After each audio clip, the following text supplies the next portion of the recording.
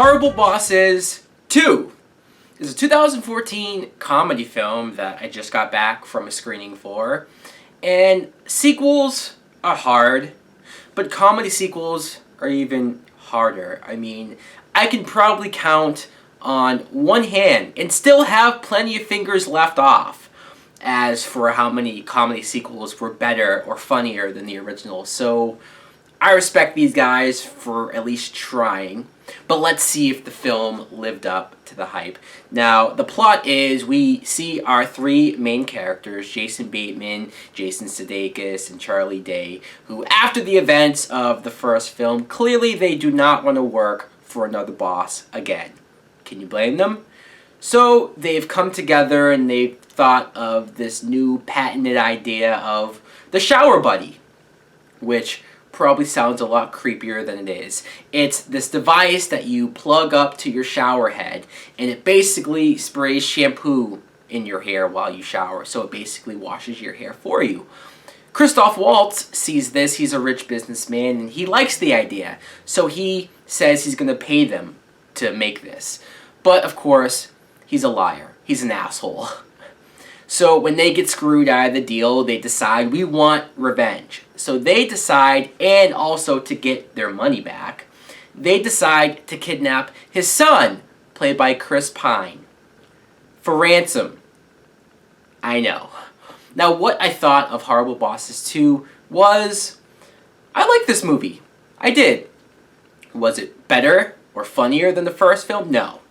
Again, it's damn near impossible to achieve that. But I will say that it did make me laugh a lot, and I did enjoy it as just its own sort of comedy film. I'm going to talk about the main characters. Jason Bateman, he always makes me laugh. I like how the sort of big ongoing joke with him is that he's overly sensitive, especially when it comes to women.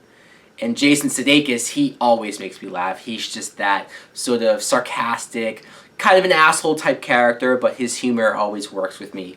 And Charlie Day, he's funny, but in this film especially, he's very, I don't want to say over the top, but he says some of the most inappropriate things at some of the most inappropriate times that you kind of sit there and go, wow. He's probably the most unrealistic part of this film, because there's so many times when he'll just blurt out stuff that it's like, dude, common sense, why are you saying that right now?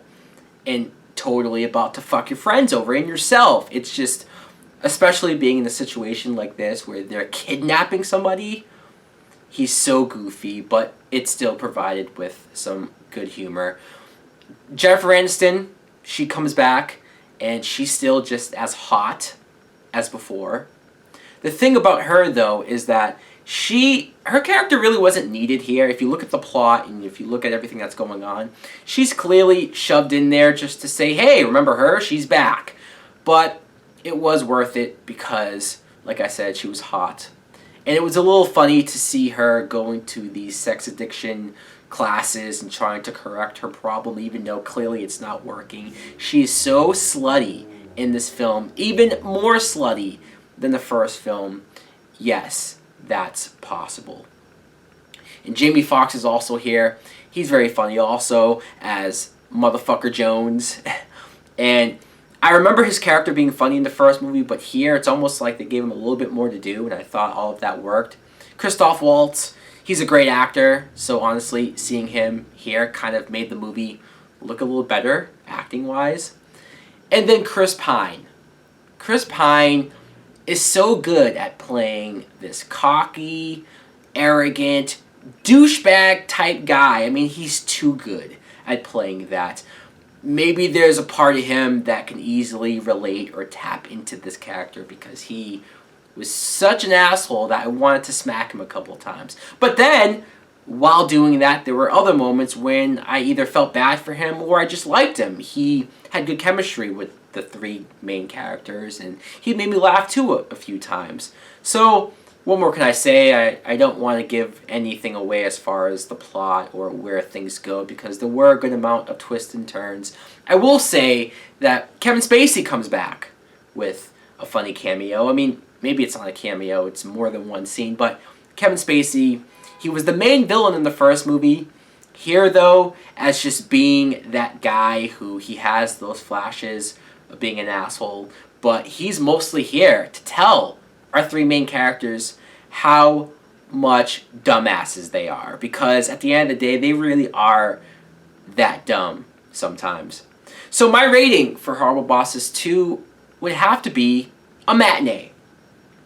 Not better than the first movie, but it still provided me with a lot of funny moments, a lot of good laughs.